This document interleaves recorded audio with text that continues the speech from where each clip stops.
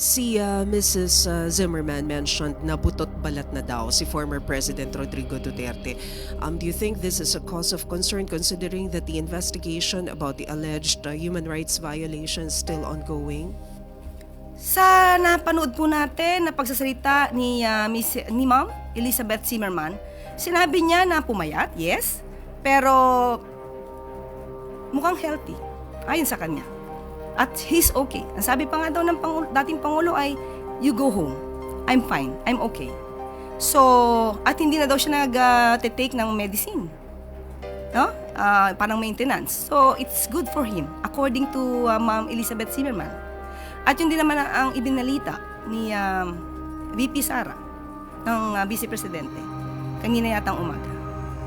So, saka mas maganda po talaga na natitignan naman po ang kanyang kalusugan doon mismo sa The Hague. So, hindi naman po pababayaan ang Pangulo, ang dating Pangulo doon.